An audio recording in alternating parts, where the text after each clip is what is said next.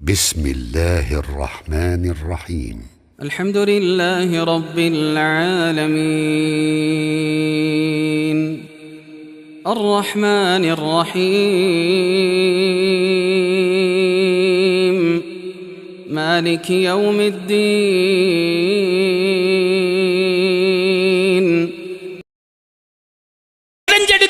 எங்க மாநாட்டை அறிவிச்சிட்டாங்க. நம்முடைய மாநாடு தமிழகமே திரும்பி பார்க்கக்கூடிய மாநாடாக இருக்க வேண்டும் என்றால் நாங்கள் களப்பணியில் இறங்க வேண்டும். அடுத்த கட்ட செயல் திட்டத்தை எங்களுக்கு கொடுங்கள், நாங்கள் புறப்படுகிறோம் என தயாராக வேண்டும். ஒரு வாரமும் மாநாடை பற்றிய நிகழ்வுகள் தான், தலைப்புகள் தான் இன்றைக்கு ஜும்மாவில் பேசப்படும்.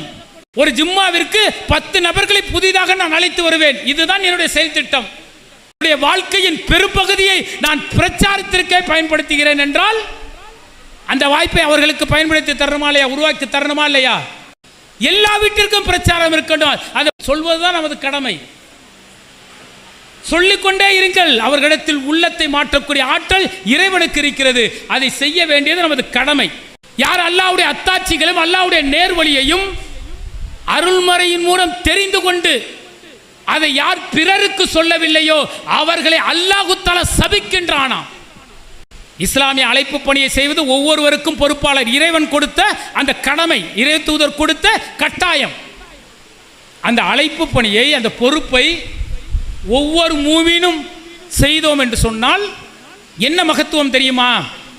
இந்த நற்காரியங்கள்லாம் செய்வது எதற்காக? எப்படியாவது சொர்க்கம் சென்று விட வேண்டும். அந்த சொர்க்கத்தின் 100 படித்தளங்களில் ஏதாவது ஒரு இடத்திற்கு சென்று விட வேண்டும் என்பதுதான் நம்முடைய இலக்கு. அதற்குத்தான் இத்தனை உபரியான நற்காரியங்கள் செய்கின்றோம். ஆனால் நம் மீது சுமத்தப்பட்ட அந்த அழைப்பு பணியின் பொறுப்பை உணர்ந்து செயல்பட்டால் என்ன மகத்துவம் தெரியுமா? அந்த மகத்துவத்தை மட்டும் நீங்கள் புரிந்து கொண்டீர்கள் என்று சொன்னால் உங்களால் செயல்படாமல், அழைப்பு பணி செய்யாமல் இருக்கவே முடியாது. அளவற்ற அருளாளனும் நிகரற்ற பேரன்புடனுமாகிய எல்லாம் வல்ல ஏக இறைவனான அல்லாஹ்வை புகழ்ந்தவாறு என்னுடைய இந்த உரையை தொடக்கம் செய்கின்றேன். அன்பிற்கினிய சகோதர சகோதரிகளே, தமிழ்நாடு தௌஹீத் ஜமாத் தஞ்சை வடக்கு மாவட்டம் சார்பாக நடைபெறக்கூடிய இந்த செயல் வீரர் வீராங்கனை கூட்டத்திற்கு வந்திருக்கக்கூடிய அனைத்து செயல் வீரர் வீராங்கனைகளையும் நம்முடைய தலைமையின் சார்பில் அன்போடு வரவேற்று மிக முக்கியத்துவம் வாய்ந்த ஒரு மாநாட்டை நோக்கி நாமெல்லாம் பயணிக்க இருக்கின்றோம். இந்த அண்ட சராசரத்தை படைத்து ஆட்சி செய்து கொண்டிருக்கக்கூடிய ரப்புல் ஆலமீன் நான் மனிதர்களை ஏன் படைத்தேன் என சொல்லும் பொழுது அல்லதீன ஹலக்கல் மௌத்த வல் ஹயாத்த லியப்லுவக்கும் ஐயுக்கும் அஹ்ஸனு அமலா, அவர்களில் அழகிய செயலுக்குரியவர்கள் யார் என சோதிப்பதற்காகத்தான் நான் மனிதர்களை படைத்து அவர்களுக்கு மரணத்தையும் வாழ்வையும் கொடுத்திருக்கிறேன் என்று ரப்புல் ஆலமீன் சொல்கின்றான். இந்த உலக வாழ்வில் அழகிய செயலுக்குரியவர்கள் யார் என சோதிப்பதற்கான ஒரு சோதனை களமாக இந்த உலக வாழ்வு மனிதர்களுக்கு வழங்கப்பட்டிருக்கிறது. ஏராளமான அழகிய செயல்கள் இருந்தாலும் அந்த ஓரிரை கொள்கையை மக்களிடத்தில் சொல்லி அழைக்கக்கூடிய ஒரு மகத்துவமான பணி என்பது தூதர்கள் செய்த அந்த அழைப்பு பணியை நாம் செய்ய போகிறோம் என்கின்ற ஒரு மகிழ்ச்சியான சிந்தனையோடு அந்த பணியை நாம் செய்து கொண்டிருக்கின்றோம். இந்த உலகம் என்பது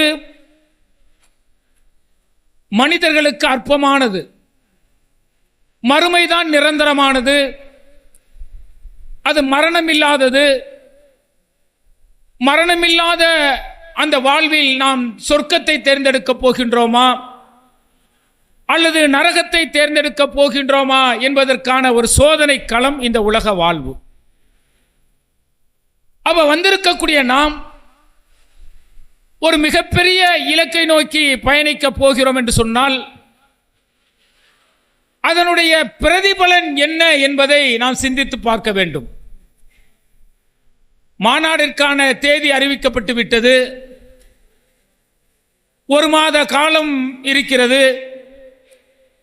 அந்த 1 மாத காலத்தில் ஆயிரக்கணக்கான மக்களை மாநாட்டு திடலில் கொண்டு வருவது நம்முடைய இலக்கு என்று சொன்னால் அது நிச்சயமாக வெற்றிக்கான இலக்காக இருக்க முடியாது. ஏனென்றால் ஒரு மாநாட்டை கூட்டுகின்றோம், லட்சோப லட்ச மக்கள் வருகிறார்கள். அரசியல் கட்சியிடம் எங்களுக்கு இத்தனை சட்டமன்ற தொகுதிகளை நீங்கள் வழங்க வேண்டும், அல்லது வாரிய பதவியை எங்களுக்கு கொடுக்க வேண்டும், அல்லது இத்தனை கவுன்சிலர் பதவியாவது எங்களுக்கு தர வேண்டும் என்று நாம் டிமாண்ட் செய்வது கிடையாது. அப்படி நாம் கேட்கக்கூடியவர்கள் அல்ல. அப்ப மக்களை, லட்சோப லட்ச மக்களை நாம் அழைக்க வேண்டும் என்று சொன்னால் ஏன் அழைக்க வேண்டும்? நம்முடைய எதிர்பார்ப்பு என்ன? நாம் என்னத்தை நோக்கி நாம் பயணிக்கிறோம் என்கின்ற சிந்தனை உணர்வு வர வேண்டும். நபிகளார் அவர்கள் சுப நேர தொழுகையை தொழுதுவிட்டு தோழர்களோடு அமர்ந்து பேசிக் கொண்டிருக்கிறார். அப்போது ஒரு தோழர் சொல்கிறார், அல்லாஹ்வின் காதல், அல்லாஹ்வின் தூதரே, நாங்கள் எப்படிப்பட்ட அடிமைத்தனமான ஒரு சிந்தனையில் இருந்தோம் தெரியுமா? ஒரு அறியாமை காலத்தில் இருந்தோம் தெரியுமா? அல்லாஹ்வின் தூதரே, நாங்கள் பயணத்துக்கு புறப்படுவோம், நீண்ட தூர பயணம், ஒட்டகத்தில் பயணிப்போம். திடீரென எங்களுக்கு இறைவனை பற்றிய அச்சம் வந்துவிடும், கடவுளை பற்றிய பயம் வந்துவிடும். உடனே நாங்கள் என்ன செய்வோம் என்று சொன்னால், அந்த ஒட்டகத்தின் பாலை மணலில் பீச்சி அடித்து அந்த மண்ணை குழப்பி ஒரு சிலையாக நாங்கள் வடிவமைப்போம். அந்த சிலையிடத்தில் நாங்கள் கையேந்தி பிரார்த்தனை செய்து வணங்கிவிட்டு போகும்போது காலால் எட்டி உதைத்து சென்று விடுவோம். இப்படி எங்களுடைய அறியாமை காலம் இருந்தது. யா யுகன்னாஸ் ரப்பக்கும் உள்ளதி கலக்கக்கும் வல்லதீன மின் கபலிக்கும் அல்லக்கும் தத்தக்கூன். உங்களையும் உங்களுடைய முன்னோரையும் படைத்த ரப்பை மட்டுமே வணங்குங்கள் என்கின்ற அந்த இறைவசனம் மட்டும் எங்களுக்கு வரவில்லை என்று சொன்னால், நீங்கள் இந்த இறைவசனத்தை எங்களுக்கு உபதேசமாக சொல்லவில்லை என்று சொன்னால், நாங்கள் நரகத்தின் கரையோரத்தில் கிடந்திருப்போம் என்று அந்த மக்கள் சொல்கிறார்கள்.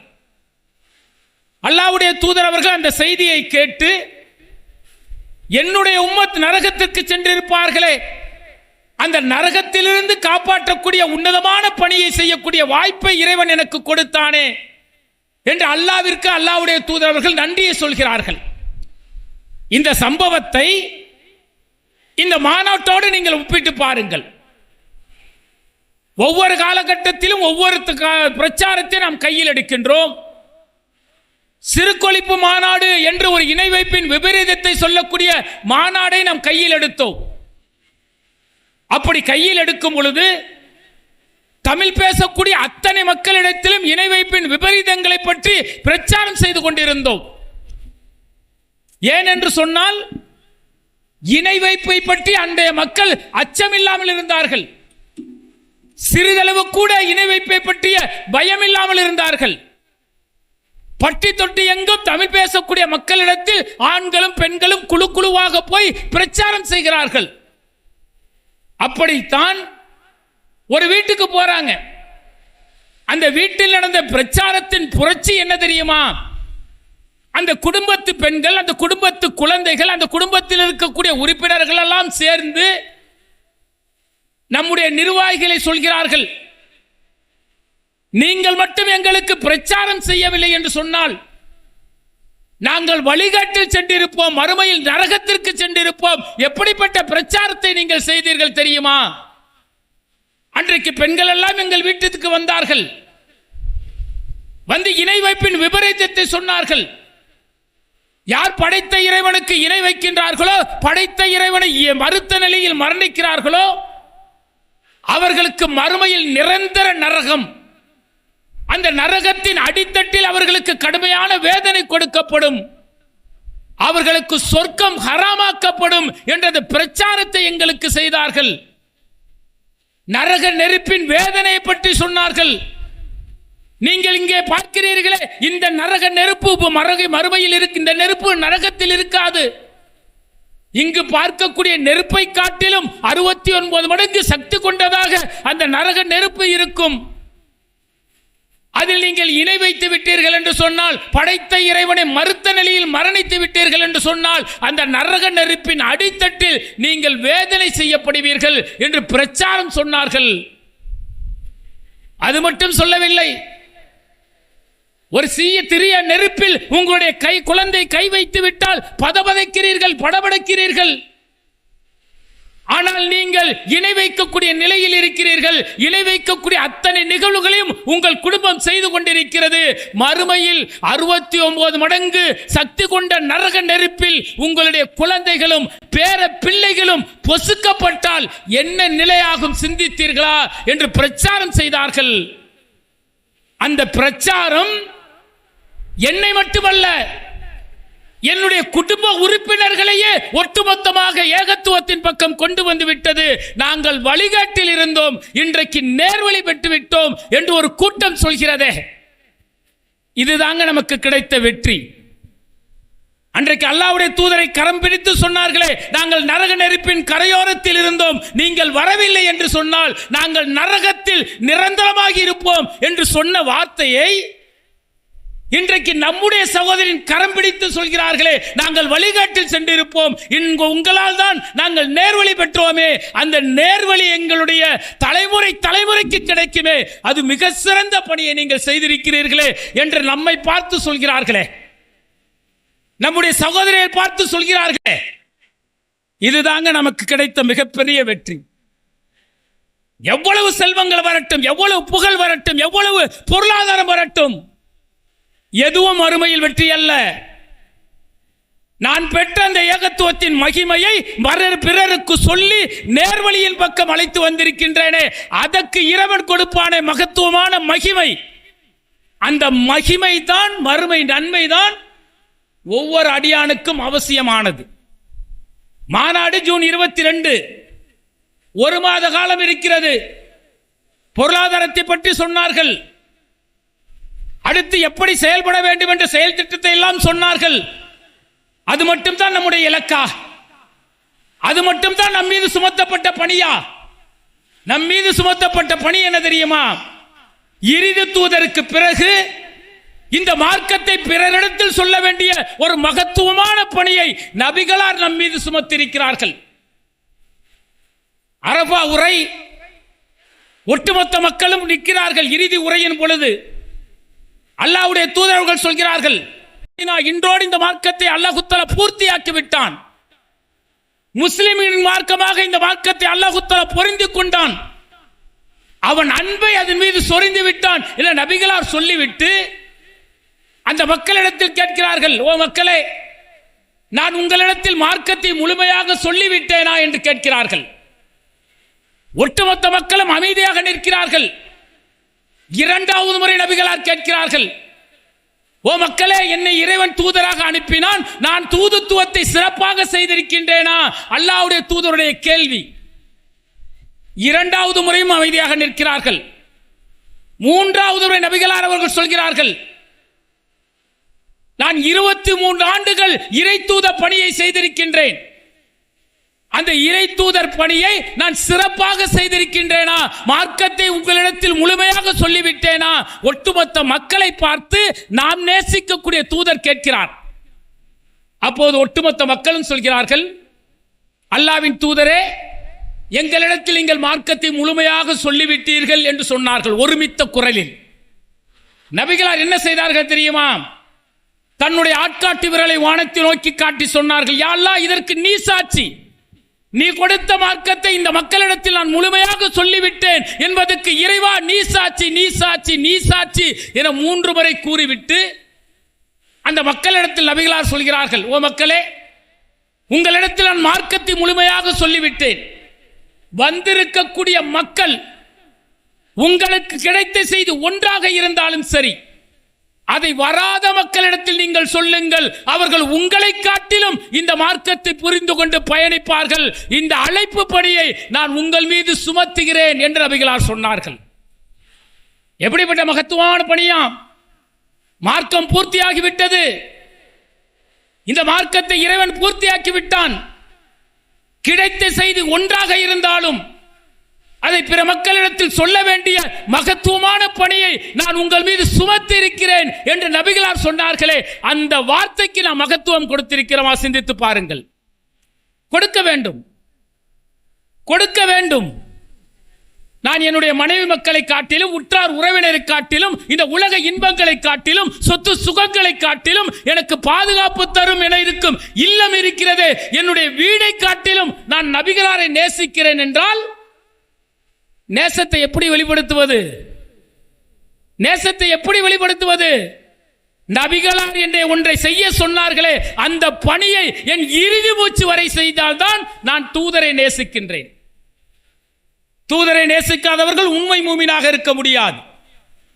அழைப்பு பணி நம் மீது சுமத்தப்பட்டிருக்கிறது. மார்க்கம் என்பது பூர்த்தியாக்கப்பட்டது.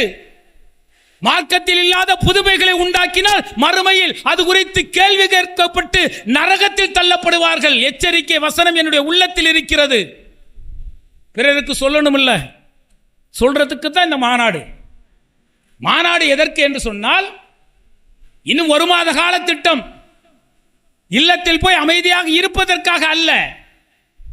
இந்த உலக பணிகளை கொஞ்சம் ஒதுக்கி வைத்துவிட்டு வியாபாரம் ஆண்டு முழுவதும் செய்கின்றோம், வருமானம் ஈட்டுகின்றோம், மரணம் வந்துவிடும். அந்த மரணத்தை சந்திப்பதற்கு முன்பு நாம் பெற்ற ஏகத்துவத்தை இந்த வாய்ப்பின் மூலம் பிறருக்கு சொல்ல வேண்டிய ஒரு மகத்துவமான பணியை இந்த மாதம் முழுவதும் நாம் செய்ய வேண்டும். அதற்காக நேரம் ஒதுக்கணும், நேரம் ஒதுக்க வேண்டும். நேரம் ஒதுக்கவில்லை என்று சொன்னால் எப்படிப்பட்ட விபரீதங்கள் நடந்தது சிந்தித்து பாருங்கள். 250க்கும் மேற்பட்ட இடங்களில் இணை வைப்பின் விபரீதத்தை அல்லாஹ் தஆலா கடுமையாக எச்சரிக்கின்றான் அருள்மறையின் மூலம். இந்த அருள்மறை இன்றைக்கு அருளப்பட்டது 1400 ஆண்டுகளுக்கு முன்பு அருளப்பட்ட அருள்மறை. இணை வைப்பின் விபரீதங்கள் அடுக்கடுக்காக சொல்லப்படுகிறது. படித்தவனுடைய உள்ளம் படபடக்கும், நெஞ்சமெல்லாம் பதறும், நரக நெருப்பின் வேதனையை கண்டு அச்சமுடுவான். அப்படிப்பட்ட அருள்மறை வசனங்கள் 1400 ஆண்டுகளுக்கு முன்பு அருளப்பட்டது. அருள்மறை படித்தார்கள் இமாம்கள், தெளிவு பெற்றார்கள். மக்களிடத்தில் சொன்னார்களா? மக்களிடத்தில் சொல்லி இருந்தால், இணை வைப்பின் விபரீதத்தை மக்களிடத்தில் பிரச்சாரம் செய்திருந்தால் இணை வைக்காத ஒரு சமூகம் உருவாகி இருக்குமே. நம்முடைய சமூகத்தை சிந்தித்து பாருங்களேன். எப்போ ஏகத்துவத்திற்கு வந்தோம்? தௌஹீதிற்கு எப்போது வந்தோம்? ஒரு தலைமுறை இருக்குமா? ஒரு 30 ஆண்டுகள் இருக்குமா? 40 ஆண்டுகள் இருக்குமா? அதற்கு முன்பு நம்முடைய முன்னோர்கள் இணை வைத்துக் கொண்டிருந்தார்களே, இணை வைத்த நிலையில் இருந்துதானே நான் நேர்வழிப்பட்டிருக்கின்றேன். அவர்களுடைய நிலை என்ன?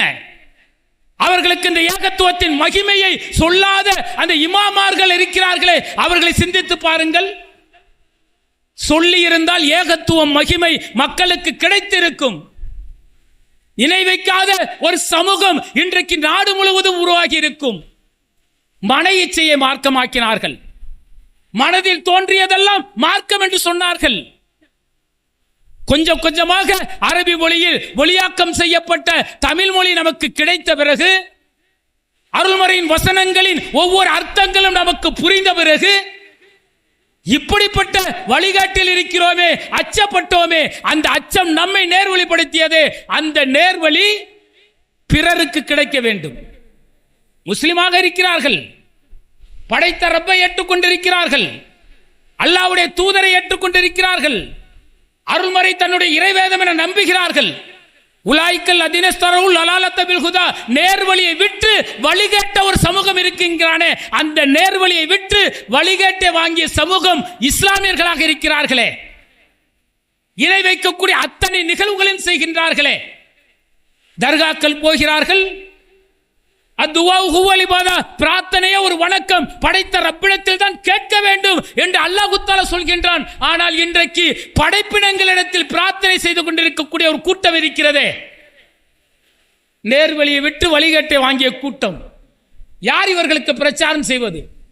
யார் மார்க்கத்தை சொல்வது? தூதரை அனுப்புவான் அல்லாஹ். குந்தும் ஹைர உம்மத்தின் உகரஜத்தில் நாசி, நன்மையை ஏவி தீமையை தடுக்கக்கூடிய ஒரு கூட்டம் இருக்கும். அந்த கூட்டம் இந்த பூமியில் பிரச்சாரம் செய்யும் காலமெல்லாம் இந்த பூமிக்கு அழிவே கிடையாதுங்கிறான் ரப்புல் ஆலமீன். அந்த கூட்டமாக நாம் இருக்கின்றோமே, நாம் செய்ய வேண்டாமா? செய்யணுங்க. செய்வது தான் ஒவ்வொரு மூமினுடைய கடமை. ஆண் பெண் என வித்தியாசம் கிடையாது. ஆண்கள் தான் செய்ய வேண்டும், பெண்கள் தான் செய்ய வேண்டும் பேதம் கிடையாது. ஜமாத்தில் இருக்கக்கூடிய நிர்வாகிகள் தான் செய்ய வேண்டும் என்ற கட்டளை கிடையாது. ஒவ்வொரு மூமின் மீதும் கடமையானதே. சிந்தித்து பாருங்கள். அடுக்கடுக்கான தர்காங்க தமிழகத்தில். எத்தனை தர்காக்கள் தெரியுமா? நாகூர் தர்காலேருந்து ஏர்வாடி தர்கா, திருப்பரங்குன்றம் தர்கா, கோரிப்பாளையம் தர்கா, மதுரை பீர் தர்கா, தோப்பூர் தர்கா, முத்துப்பேட்டை தர்கா, இப்படி அடுக்கடுக்காக தர்காக்கள் நிறைந்த மாநிலம் தமிழகம். ஒரு 30 வருடங்களுக்கு பின்னால், 20 வருடங்களுக்கு பின்னால் செல்லுங்கள், அலையலையான கூட்டம் தர்காக்களில் மொய்த்துக் கொண்டிருந்ததே. இன்றைக்கு பல தர்காக்களில் காத்து வாங்கி கொண்டிருக்கிறது. என்ன காரணம் தெரியுமா? இணை வைப்பின் விபரீதத்தை நீங்களும் நானும் மக்களிடத்தில் சொன்னதன் விளைவு, தமிழ் பேசக்கூடிய மக்கள் தர்காக்கு செல்வது வெக்கப்படுறான். எனக்கு ஒரு மனுஷன் நம்மள மாதிரி இறந்துட்டார், அவரிடத்தில் போய் என்னுடைய தேவையை, என்னுடைய மன்னிப்பை நான் எப்படி கேட்க முடியும்? தமிழக மக்கள் விழித்திருக்கிறார்களே. அந்த விழிப்புணர்வை ஏற்படுத்தியது தெரியுமா? சிறுகொழிப்பு மாநாடு தான். அது போன்ற இணை வைப்பின் பிரச்சாரத்தை ஒவ்வொரு நாளும் சொன்னோமே, அதனுடைய விளைவுதான் ஒரு மிகப்பெரிய புரட்சியை மாற்றியிருக்கிறது. இன்றைக்கு தர்காக்கள் இருக்கிறது. வரக்கூடியவர்கள் எல்லாம் தமிழர்கள் அல்ல, வெறுமா வெளிமாநிலங்களில் வர்றான் தர்காக்கு. ஏர்வாடி தர்காக்கும் நாகூர் தர்காக்கும் வர்றான்னா தமிழகத்தை சேர்ந்தவர்கள் அல்ல. பிற மொழி பேசக்கூடிய ஆந்திர மக்கள் வருகிறான், கர்நாடக மக்கள் வருகிறான், தெலுங்கர்கள் வருகிறார்கள். தமிழ் பேசக்கூடிய மக்கள் தர்காவின் பக்கம் செல்லாத ஒரு புரட்சியை ஏற்படுத்தியிருக்கின்றோமே, அது மாநாடு அல்ல. மாநாட்டை வைத்து நாம் செய்யக்கூடிய பிரச்சாரம் தான். அதுதான் வேணும். ஒரு காலகட்டம் பார்த்தீர்கள் என்று சொன்னால், இளைஞர்கள் ஆண்களாக இருக்கட்டும் பெண்களாக இருக்கட்டும், இளைஞர்களை நீங்கள் எடுத்துக்கொண்டீர்கள் என்றால் சினிமா நடிகருக்கு பின்னால் ஒரு பெரும் கூட்டம் சென்று கொண்டிருந்தது. அரசியல்வாதி போல அவர்களுடைய ஆடை அலங்காரங்கள் இருந்தது. கிரிக்கெட் பிளேயர் தான் தனக்கு குருன்னு இருந்தான். பெண்களை சொல்ல வேண்டாம், பல சினிமா நடிகைகளை தங்களுடைய ரோல் மாடலாக இஸ்லாமிய சகோதரிகளை வைத்திருந்த காலம் இருந்தது. அவர்களிடத்தில் பிரச்சாரம் செய்தோம். முகமது ரசூலுல்லாஹ் என்கின்ற மாநாடு தமிழகத்தின் பல்வேறு மாவட்டங்களை புரட்டி போட்டது. இந்த உலகத்தில் நீ ஒருவரை நேசிக்க வேண்டும் என்று சொன்னால், உன்னுடைய உயிரை காட்டிலும் நீ அவரை நேசிக்க வேண்டும் என்று சொன்னால், அது நபிகள் நாயகம் ஸல்லல்லாஹு அலைஹி வஸல்லம் அவர்கள் மட்டும்தான். அவரை நேசி பிரச்சாரம் செய்தோம். என்ன புரட்சி தெரியுமா? முகத்தை மூடிக்கொண்டு சென்ற பெண்கள், அல்லாஹ்வுடைய தூதர்கள் முன்முகத்தின் கையின் முன்பகுதியையும் முகத்தையும் திறந்து வைக்க சொல்லியிருக்கிறார்கள். அது சுன்னா, அது பேண வேண்டும் என்று ஒரு புரட்சி மாறி இன்றைக்கு பெண்களிடத்தில் ஹிஜாபில் ஒரு நேர்மை வந்திருக்கிறது, நேர்த்தி வந்திருக்கிறது. அது நான் செய்த பிரச்சாரம். 18 வயசு பையன், 20 வயசு பையன் அங்கொன்றும் இங்கொன்றுமாக முடிவளைத்துக் கொண்டிருக்கிறது.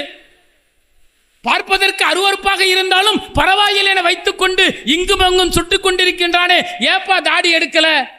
நான் உயிரினும் மேலாக மதிக்கக்கூடிய நபிகளார் அவர்கள் தாடி வைப்பது சுன்னத் என்று சொன்னார்கள். நான் வைத்துக் கொண்டிருக்கிறேன். ஒரு இளைஞர் பட்டாளம் உருவாகி இருக்கிறது. அது நாம் அந்த மாநாட்டை வைத்து செய்த பிரச்சாரம். ஒரு கட்டம் இருக்குங்க, பள்ளிவாசல்ல பாத்தீங்கன்னா முதியோர்களுக்கான அடைக்கலமாக இருந்தது. பாங்கு சொல்றது முதியோரா இருப்பார், 70 வயசு கடந்தவர் இருப்பார். இக்காமத் சொல்றவங்க ஒரு சபையில் நிற்கக்கூடிய 10 நபர்கள் 70 வயது 60 வயது கடந்தவர்களாக இருப்பார். பள்ளிவாசலுக்கு போகணும் அப்படின்னு சொன்னா முதியவர்கள் தான் பள்ளிக்கு செல்ல வேண்டும் என்கின்ற நிலை இருந்தது. ஒவ்வொரு மூமின் மீதும் தொழுகை கடமையாக்கப்பட்டது.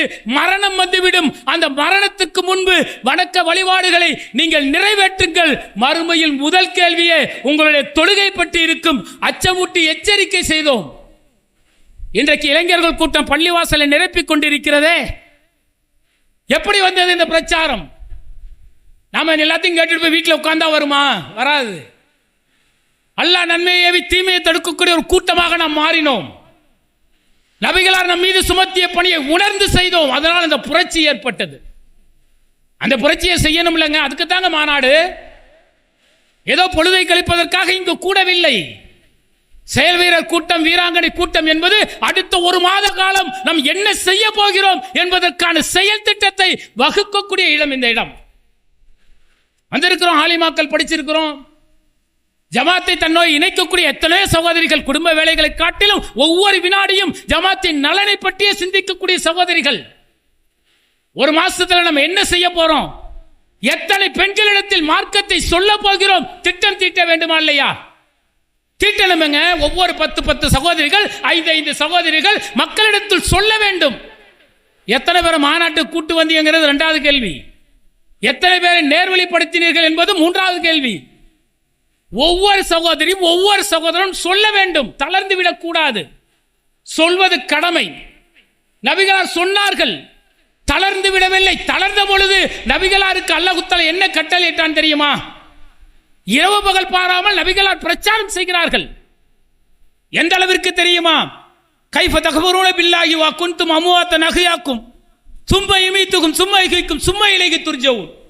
எப்படி படைத்தரப்பை நீங்கள் மறுக்கிறீர்கள்? அவன் தானே உங்களுக்கு உயிர் கொடுத்தான், அவன் தானே உங்களை மரணமடைய செய்வான், அவன் தானே மீண்டும் உங்களுக்கு உயிர் கொடுத்து அந்த மகசர் மைதானத்தில் நிறுத்தி விசாரிப்பானே, அந்த நாளை மறந்து விட்டீர்களா? நபிகளார் பிரச்சாரம் செய்கிறார்கள். என்ன நேற்று வரை எங்களோடு வாழ்ந்த மனிதர் பைத்தியம் என்றார்கள், பித்து பிடித்தவர் என்றார்கள். என்ன எதிர்பார்க்கிறாய், உலக ஆதாயமா என்று கேட்டார்கள். கடுமையான வார்த்தைகளால் விமர்சனம் செய்தார்கள். நபிகளார் நொந்து போகிறார்கள். நபியை பார்த்து அல்லாஹ் தஆலா கேட்கிறான், என்ன போர்வை பொறுத்துக் கொண்டவரே முகமதே, அவர்கள் நேர்வழி பெறவில்லை என்பதற்காக உம்மை நீயோ மாய்த்துக் கொள்வீரோ என கேட்டுவிட்டு நபிகளாரை பார்த்து அல்லாஹ் தஆலா சொல்கின்றான், முகமதே நீங்கள் சொல்லுங்கள், நீங்கள் சொல்கின்றீரே அது உம்முடைய கருத்தல்ல, என்னுடைய வஹியை நீங்கள் அவர்களுக்கு பிரச்சாரமாக செய்கிறீர்கள். அந்த அநியாயக்காரர்கள் உங்களை புறக்கணிக்கவில்லை, என்னுடைய வஹியை புறக்கணிக்கிறார்கள். அவர்களுக்கு கடுமையான வேதனை உண்டு. சொல்லுங்கள், யார் நேர்வழி பெறுகிறார்கள் என்பதை நான் தீர்மானிக்கிறேன். சொல்வதுதான் உமது கடமை என்று அல்லாஹ் தஆலா நம்முடைய தூதருக்கே கட்டளையிடுகிறான். என்றால் சொல்லணும், பிரதிபலனை படைத்தேர்வனத்தில் எதிர்பார்க்கணும். அப்படிதானே இருக்கணும். இஸ்லாமியர்கள் இருக்கிறார்கள். எத்தனை பெண்கள், நீங்கள் வாட்ஸ்அப்பு டெலகிராமை புரட்டி பாருங்க, ஃபேஸ்புக்கை. தமிழ் திரைப்பட பாடலுக்கு இவங்க பார்த்தீங்க அப்படின்னாக்கா அதுக்கு டப்பிங் பேசிக்கிட்டு இருக்கிறாங்க. அது என்னங்க அதுக்கு பேரு என்ன, ஃபோனில் செய்வாங்களே அப்படி, டிக்டாக் மாதிரி போகுது அந்த பாட்டு பாடுறது டிக்டாக்கு. நம்முடைய பெண்கள் பார்த்தீங்கன்னா, நம்முடைய பெண்கள் பாருங்க, இஸ்லாமிய பெண்கள் எப்படி இருக்கிறாங்க.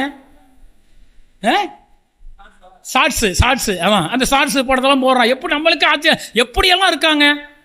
அப்படியே ஒரு 10 வீடியோ தள்ளிக்கிட்டே இருங்களேன், ஒரு வீடியோ வருது. கணவன் ஒரு அல்குல் சூரா ஓதுகிறார், ஒரு வரியை இவர் ஓதுகிறார், ஒரு வரியை மற்றொரு வரியை குழந்தை மனைவி ஓதுகிறது, 3வது வரியை அவருடைய குழந்தையின் முதல் குழந்தை ஓதுகிறது, 4வது வரை இன்னொரு குழந்தை ஓதுகிறது. அர்-ரஹ்மான் சூராவின் பாதி வசனங்களை மனைவி ஓதுகிறாள், பாதி வசனங்களை கணவன் ஓதுகின்றான். இருவரையும் ஓதுவதை பார்த்து குழந்தைகள் வருகிறது. அதுவும் வீடியோவில் இருக்கு. இதுவும் குடும்பம் தானே, இதுவும் குடும்பம் தானங்க. அருள்மறை வசனம் வீட்டில் இருக்கிறது, புத்தகமாக இருக்கிறது, ஆண்ட்ராய்டு போனில் நம்முடைய கையில் தவழ்கிறது. எத்தனை பேர் உயிரோட்டம் கொடுத்திருக்கின்றோம். ஒரு பாட்டை 10 டிப்பு கேட்கிறா, அதே மாதிரி நம்ம பாடணுங்கிறா. நம்ம குழந்தை பாடுனா கைத்தட்டி மாமா மச்சான் எவன்லாம் இருக்கிறான் அவன்கிட்டலாம் என் குழந்தை எப்படி பாடுது, பெருமைப்படுறோமே. அருள்மறை வசனத்தை தஜ்வீதோடு அந்த உச்சரிப்போடு என் குழந்தை ஓதுகிறது, படித்தது. எத்தனை பேர் மகிழ்ச்சி அடைந்திருக்கோம், விரல் விட்டு என்பவர் தான் இருக்கிறோம். அந்த அருள்மறை வசனத்துக்கு உயிரோட்டம் கொடுத்தோமா? கொடுத்தோம், புரட்சியை ஏற்படுத்தினோம்.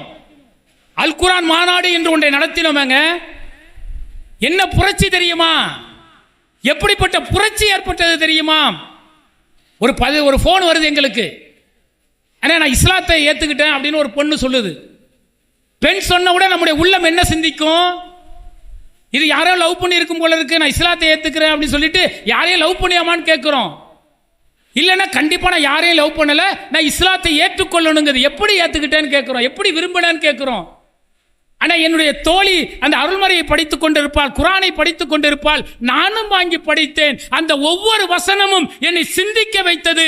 இணை வைப்பவன் மறுமையில் நரகத்தில் செல்வான் என்ற அந்த வசனம் என்னை புரட்டி போட்டது.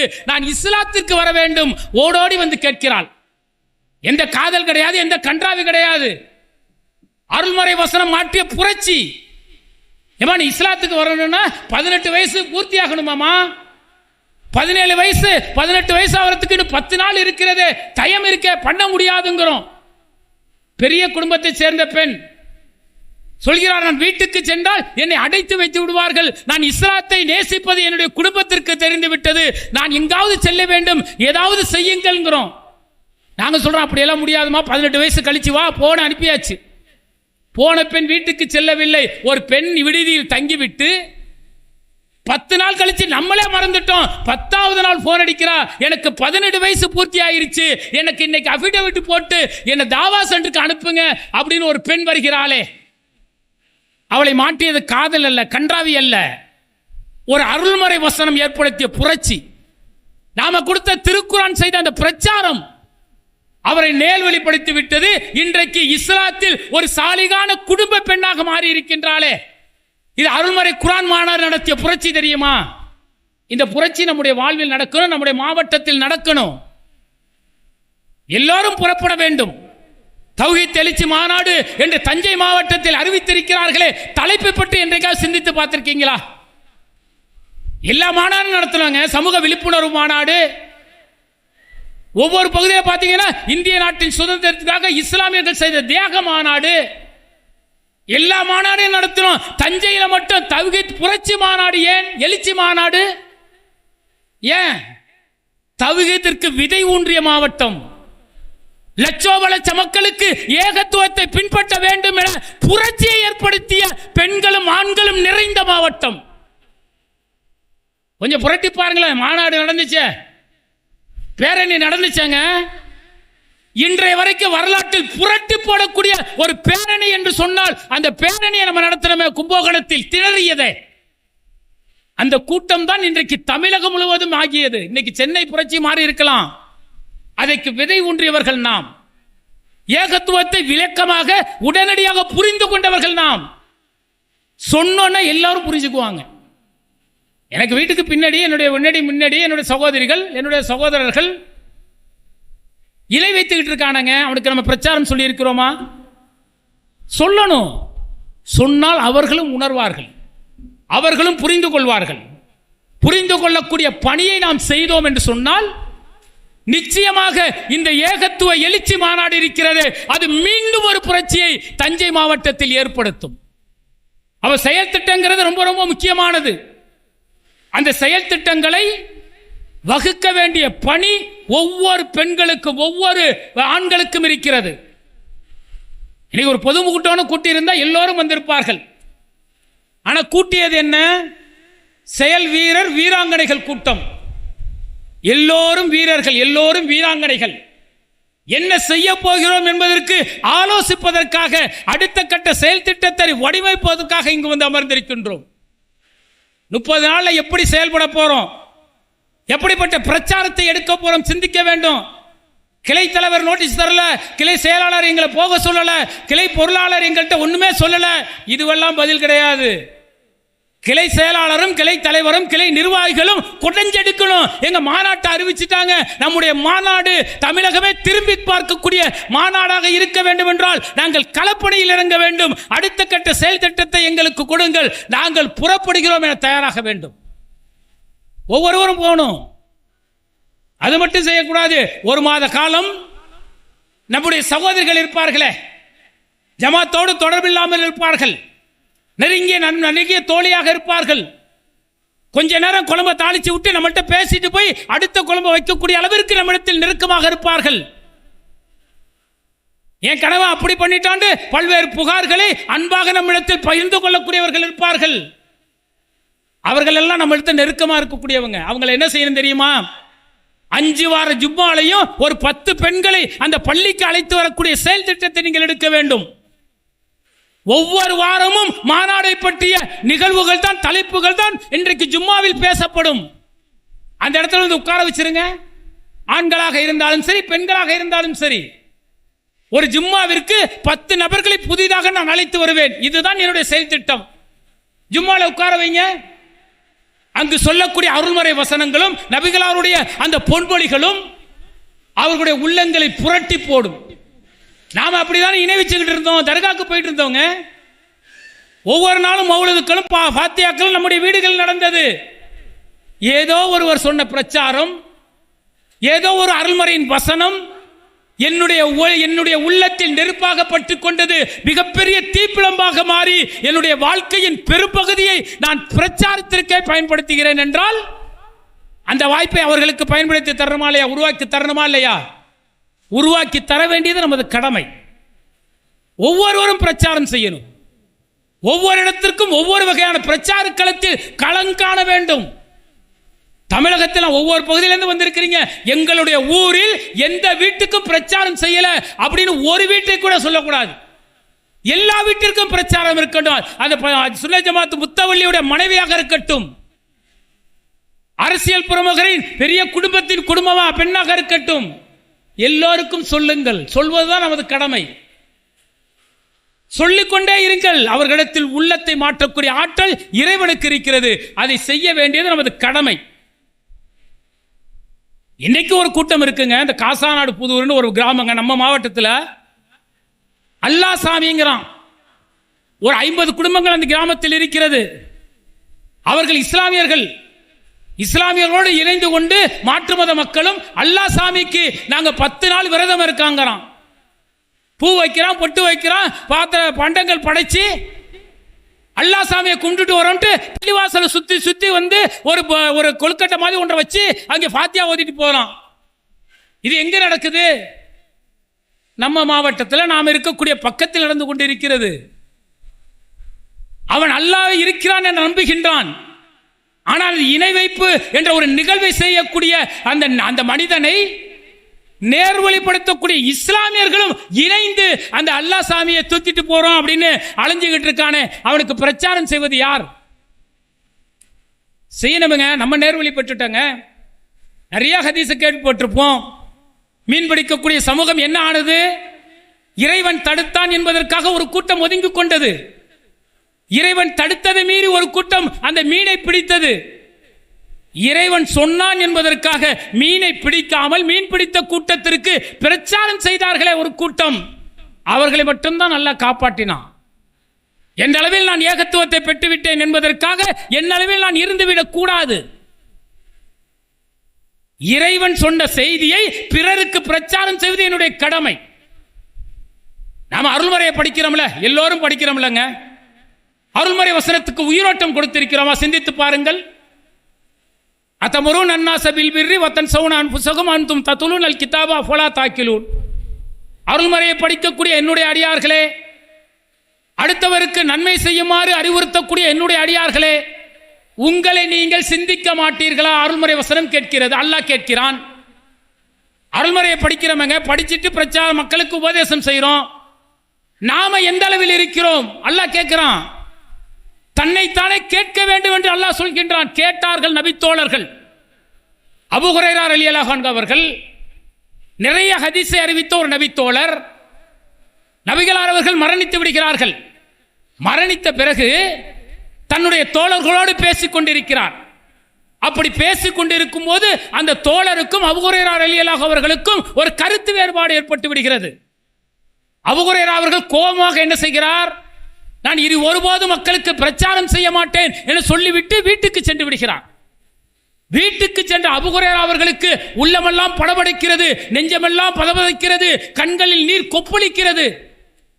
ஓடோடி வருகிறார் தெருவிற்கு. படைத்த இறைவன் வல்லமை பற்றி சொல்கிறார், பிரச்சாரம் செய்கிறார். படைத்த ரப்பை மட்டுமே வணங்க வேண்டும் என்று ஏகத்துவ பிரச்சாரத்தை செய்கிறார். தொழுகையின் கடமையை சொல்கிறார். நரகத்தை பற்றி அச்சமூட்டி எச்சரிக்கை செய்கிறார். தோழர்களுக்கு ஒரே ஆச்சரியம். நம்மோடு சண்டையிட்டு சென்றார், யாருக்கும் பிரச்சாரம் செய்ய மாட்டேன் என சென்றார். ஆனால் அபூ ஹுரைரா அவர்கள் மீண்டும் வந்து பிரச்சாரம் செய்கிறாரே, என்ன காரணம் என கேட்கலாம் என தோழர்கள் எல்லாம் அபூ ஹுரைரா வர்றாங்க. அபூ ஹுரைரா அவர்களே, எங்களிடத்தில் கோபித்துக் கொண்டு சென்றீர்கள், பிரச்சாரம் செய்ய மாட்டேன் என சொல்லிவிட்டு சென்றீர்கள். மீண்டும் வந்து பிரச்சாரம் செய்கிறீர்களே, என்ன காரணம் என கேட்கிறார்கள். அப்போது அபூ ஹுரைரா அவர்கள் சொல்கிறார்கள், நான் அந்த எண்ணத்தோடு வீட்டிற்கு வந்தது உண்மை. வீட்டிற்கு வந்த பிறகு என்னுடைய ரப்பு ஒரு அருள்மறை வசனத்தை எனக்கு ஞாபகப்படுத்தினான். அந்த அருள்மறை வசனம் எனக்கு நினைவுக்கு வந்த பிறகு என்னுடைய உள்ளமெல்லாம் பதபதைக்க தொடங்கிவிட்டது. என்னுடைய இதயம் பாரமாகிவிட்டது, கண்கள் குளமாகிவிட்டது. மறுமையில் நான் கை சேதப்பட்டு நின்றுவிடக் கூடாது என்பதற்காக நான் ஓடோடி செய்து பிரச்சாரம் செய்தேன் என சொல்லிவிட்டு அபூ ஹுரைரா அவர்கள் சொல்கிறார்கள், அது என்ன வசனம் தெரியுமா? இன்னல்லதீன யகுதுமூன மா அன்ஜல்னா மினல் பையினாத்தி வல் ஹுதா. யார் அல்லாஹ்வுடைய அத்தாட்சிகளும் அல்லாஹ்வுடைய நேர்வழியையும் அருள்மறையின் மூலம் தெரிந்து கொண்டு அதை யார் பிறருக்கு சொல்லவில்லையோ அவர்களை அல்லாஹு தஆலா சபிக்கின்றானாம்.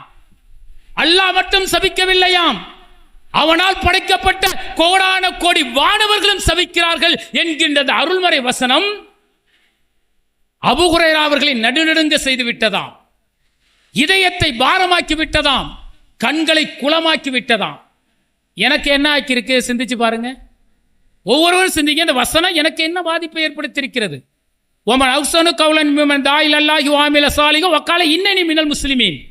ஒரு முஸ்லிம் எப்படி இருக்க வேண்டுமாம்? படைத்த ரப்பை மட்டுமே வணங்கக்கூடிய முஸ்லிமாக இருக்க வேண்டுமாம். மறுமை வெற்றிக்காக அதிகம் அமல்களை செய்ய வேண்டுமாம். எவ்வளவு எதிர்ப்புகள் வந்தாலும் ஏகத்துவத்தின் பக்கம் இஸ்லாத்தின் பக்கம் மக்களை அழைக்க வேண்டுமாம். இவனை விட அழகிய சொல்லை சொன்னவன் யார் என்ற புலாலும் கேட்கிறான். அல்லாஹ்வை மட்டும் வணங்கக்கூடிய முஸ்லிமாக இருக்கிறோம். அமல்களை மறுமை வெற்றிக்காக அதிகம் செய்கின்றோம். எத்தனை பேரை ஏகத்துவத்தின் பக்கம் இஸ்லாத்தின் பக்கம் அழைத்திருக்கிறோம். சிந்தித்து பாருங்கள். இந்த அருள்மறை வசனத்திற்கு யார் உயிரோட்டம் கொடுப்பது? நாம சிந்திக்கணும்லங்க. உலக வாழ்ப்பு அற்பமானதுங்க. ஒமல் ஹயாத்தி துனியா இல்லா மத்தாவுல் குர். அற்பத்திலும் அற்பங்கிறான் அல்லாஹ்.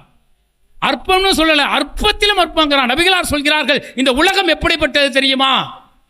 இந்த உலக இன்பத்திற்காக இந்த உலகத்திலேயே நிலைத்து விடுவோம் என வாழக்கூடிய மனிதர்களே, இந்த உலக இன்பம் எப்படிப்பட்டது தெரியுமா? உங்களுடைய ஆட்காட்டி விரலை எடுத்துக் கொள்ளுங்கள், அதை கடலில் மூழ்கி எடுங்கள், அது எவ்வளவு நீரை ஒட்டி வந்திருக்கும். இதுதான் உலக இன்பம். நாங்கள் அல்லாஹ்வுடைய தூதர். இதை விட யாருங்க அற்பமா சொல்ல முடியும்? உலக இன்பம், உலக இன்பத்தை இதை விட யார் அற்பமாக சொல்ல முடியும்?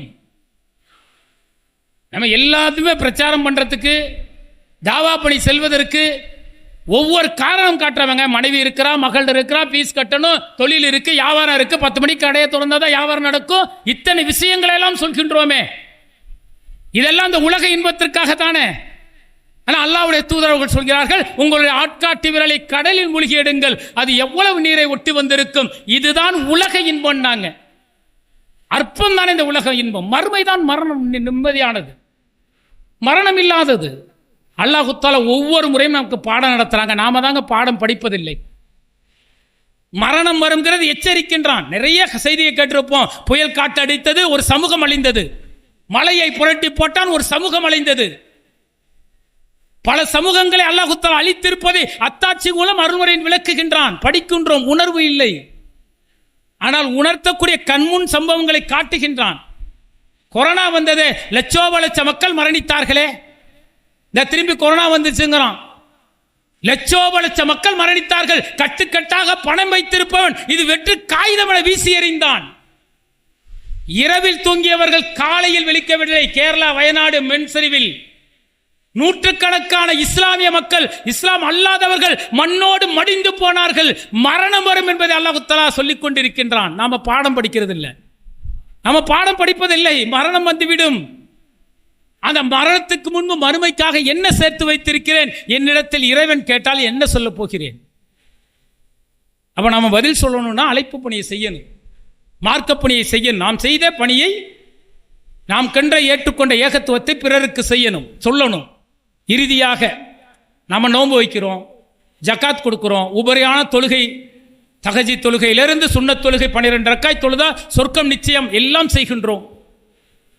பாவ மன்னிப்பு தேடுகின்றோம், அழுது புரண்டு இறைவனிடத்தில் கையேந்தி பிரார்த்தனை செய்கின்றோம். எதற்காக? சொர்க்கத்திற்கு சென்று விட வேண்டும் என்பதற்காக. ஆனால் ஒரு மகத்துவம் இருக்கிறது இந்த பொறுப்பாளர்களுக்கு. ஒவ்வொருவரும் பொறுப்பாளர். இஸ்லாமிய அழைப்பு பணியை செய்வது ஒவ்வொருவருக்கும் பொறுப்பாளர். இறைவன் கொடுத்த அந்த கடமை, இறை தூதர் கொடுத்த கட்டாயம். அந்த அழைப்பு பணியை, அந்த பொறுப்பை ஒவ்வொரு மூவினும் செய்தோம் என்று சொன்னால் என்ன மகத்துவம் தெரியுமா?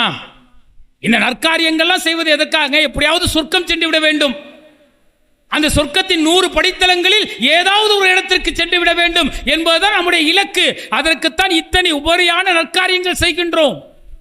ஆனால் நம்மீது சுமத்தப்பட்ட அந்த அழைப்பு பணியின் பொறுப்பை உணர்ந்து செயல்பட்டால் என்ன மகத்துவம் தெரியுமா?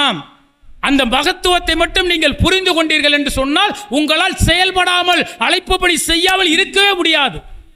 என்ன மகத்துவம் தெரியுமா? மறுமை நாளில் படைத்த ரப்புல் ஆலமீன் அரிசில் அமர்ந்திருப்பான். அப்படி அரிசில் அமர்ந்திருக்கும் பொழுது வலதுபுறத்தில் பார்த்தீங்கன்னா ஒளியாலான இருக்கைகள் அப்படியே அடுக்கா வச்சிருப்போம். அப்படியே ஒளியாலான இருக்கைகளா இருக்கும்.